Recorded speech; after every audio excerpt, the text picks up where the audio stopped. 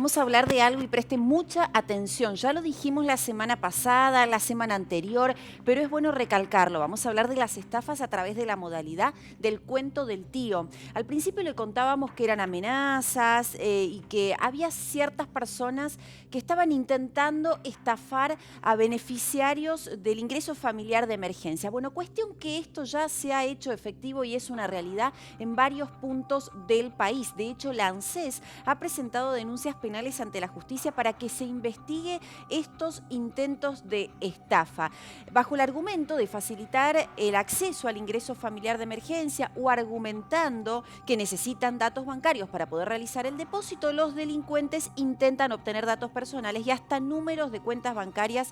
Por eso se está alertando a la población en este sentido. Pero vamos concretamente a lo que pasó en la provincia de Mendoza. Cuando nosotros hacíamos esta nota, o por lo menos esta información, esta alerta, esta advertencia, le contábamos que no se habían registrado casos. Sin embargo, en las últimas horas ya hay una pareja de mendocinos que lamentablemente cayó en esta situación. O en verdad estaba a punto de caer porque la llamaron y esta pareja, al ser joven y entender y estar informada sobre esta situación, decidió grabar la conversación para que ustedes puedan conocer cómo actúan los delincuentes. Así que presten mucha atención y sobre todo remarcar que no va a haber ninguna persona, ni de ANSES, ni del gobierno, ni de ningún lado, que la vaya a llamar para pedirle datos para que usted pueda facilitar el trámite, o se le sea más fácil el trámite para poder cobrar este ingreso familiar de emergencia. Yo le propongo que ustedes escuchen la grabación, el video que hizo esta joven mendocina y miren cómo actúan los estafadores, los delincuentes. Yo no, mi novio.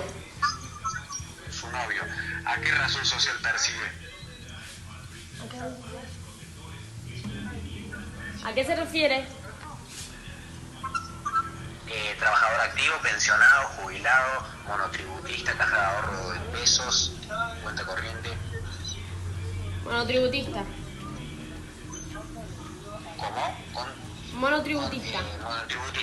Monotributista. Bueno, no vamos a tener ningún inconveniente. ¿Sabes por qué te hacemos este tipo de validación? Por el motivo de que se te va a hacer una incrementación de 5 dígitos. Es para ver si la cuenta tiene el soporte y el margen técnico de hacerle la incrementación del dinero en el día de la fecha. ¿Te encontrás con tu novio en este momento, por favor? ¿Con quién? ¿Con mi novio? Sí. Sí. Bueno, por favor, ¿qué entidad bancaria los está respaldando a tu novio? Simplemente el banco emisor, contame. El Banco Galicia. Banco Galicia está trabajando a través de la red de cajeros Banelco, ¿correcto? ¿A qué distancia te encuentras en un cajero de la red Banelco? Así te acreditamos el dinero en este momento. En unas 6 cuadras. A unas 6 cuadras, por favor, te vas a dirigir en este momento. ¿Tenés un papel y una virome para anotar la clave fiscal que te voy a brindar? Sí. Avísame, por favor, cuando estés lista para operar. Ahí puedo. Y anota 23, ¿Sí? 32, ¿Sí? 44. Es la clave que se te ha designado a vos para hacer el incremento del dinero en tu cuenta de caja de ahorro, ¿sí? Muy bien. Recordabas. Bueno, muy bien, ahí escuchábamos entonces parte de esta grabación que hizo una mendocina que, bueno, obviamente recibió este llamado sospechoso, por cierto, y decidió con su novio, que, dicho sea de paso y entre paréntesis, también la semana anterior había recibido un llamado de estas características, decidió grabarlo para poder, con este material, hacer la denuncia. Claramente se ve cómo esta persona intenta pedirle datos de la cuenta bancaria, con qué banco estaba operando, le decía que tenía que irse hasta un cajero automático, marcar ciertos números, es decir, la modalidad ya de por sí era irregular. No voy a ser yo quien explique de qué manera están trabajando, sino el fiscal que se ocupa de estos casos, de delitos económicos. Estamos en vivo con este tema. Seba Goiburo está en el lugar para tratar de, bueno, llevar un poco de claridad a los mendocinos para que no caigan en esta trampa que, repetimos, se está dando y con mucha frecuencia en varias partes del país. Seba, te vemos. Buen día. Buen día, Lauri. Como bien dijiste vos, se está dando con mucha frecuencia. Y en Mendoza está siendo este tipo de casos concretados, es decir, son casos que se llevan a cabo a razón de 1 por día al menos se está denunciando. Estamos con el jefe de la unidad de delitos informáticos, estamos hablando del fiscal Sebastián Capizzi, quien nos va a explicar qué tipo de estafas y de ciberdelitos se están cometiendo en relación con la cuarentena, el coronavirus y cualquier otra excusa que se está utilizando por estas horas. Buen día. Buen día, Sebastián. Buen día a todos. Lo que estamos notando es acierto un patrón que tiene que ver con el aprovechamiento de esta situación de emergencia, de necesidad de las personas. Entonces se están recibiendo llamados telefónicos en las casas donde se les anuncia la gestión y la concreción de estos subsidios que está ofreciendo ANSES, que está entregando a ANSES, estos ingresos familiares de emergencia. Entonces conducen a las personas a los cajeros automáticos para vaciarles directamente de dinero sus ahorros. Esto es una modalidad que estamos observando, que ya es un patrón fijo, que requerimos a todos, en definitiva, que tomen conocimiento de esto y actúen para prevenir la actuación de estas personas inescrupulosos, de estos estafadores que lo que hacen es perjudicar a quienes más necesitan el dinero. Decimos a razón de una denuncia por día, pero ¿cuántas se realizaban previo a este periodo de aislamiento que estamos viviendo habitualmente?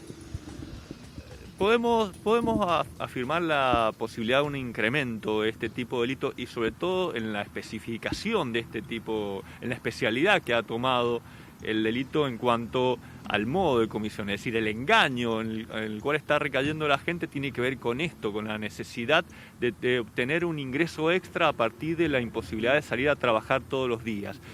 La característica de este tipo de delitos es el engaño. Entonces el delincuente lo que hace es aprovechar la necesidad de las personas y se beneficia perjudicando a quien más necesitan el dinero. ¿Qué tipo de personas o cuál es el perfil de la víctima? ¿Estamos hablando de personas adultos mayores? ¿Estamos hablando de personas desempleadas? Sí, es justamente eso que decís, Sebastián. Hemos notado que se trata de personas mayores, personas adultos mayores, personas que reciben algún otro subsidio, ANSES, entonces que ya tienen cuentas ANSES, reciben un llamado de alguien que dice ser funcionario o auxiliar de ANSES y en definitiva están a la espera de recibir algún subsidio que nunca reciben porque los delincuentes se apoderan del dinero. ¿Estafas de hasta cuánto estamos hablando? Hemos notado casos de 60.000, 80.000 pesos. Por eso yo reitero que la lucha la damos entre todos. Esto es como la situación que estamos viviendo de pandemia. Aquí no se salva uno u otro y la lucha la tenemos que dar con la prevención, desde la casa misma, sabiendo, informándonos y teniendo en cuenta que no hay ningún tipo de llamado telefónico que permita gestionar este tipo de subsidios. ¿Es exclusivamente vía telefónica o también se utilizan algún otro medio tecnológico o incluso presencialmente? Presencialmente hemos tenido casos, es decir, personas que acompañan a las víctimas hasta cajeros automáticos, les hacen gestionar transferencias de dinero de su cuenta a otro y engañan y los desapoderan del dinero. Vía WhatsApp también hemos notado casos donde se comunican con estas personas y gestionan todo también por la aplicación. Principal entonces argumento, el bono de ANSES. ¿Otros argumentos que utilizan? Premios de una compañía telefónica. Entonces las personas tienen que transferir parte del dinero para cobrar más dinero. En definitiva, transfieren su dinero y no reciben nada. Premios, ANSES, bancos, préstamos de bancos. Es decir, todo lo que tiene que ver con la necesidad de las personas de obtener una fuente extra de ingresos para sobrevivir. Aprovecho para consultarles, además de las estafas puntualmente, ¿se está llevando a cabo algún otro tipo de delito cibernético por estos días, más allá del cuento del tío, de las estafas? Sí, notamos también un cierto incremento en los contactos telefónicos de adultos con menores, presuntamente adultos con menores, con algún tono o con un contexto de tipo sexual o libidinoso. Lo que conocemos nominalmente hablando como el delito de grooming.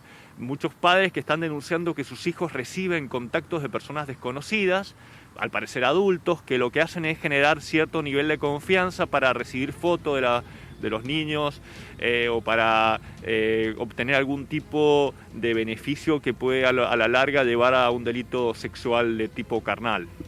Estas denuncias también se han incrementado durante estas últimas semanas. Sí, exactamente, Sebastián. Ya hemos notado también que en todo el país ya viene una tendencia. Estamos comunicados con otros ministerios públicos de fuera de la provincia y ya hemos notado una tendencia a nivel nacional.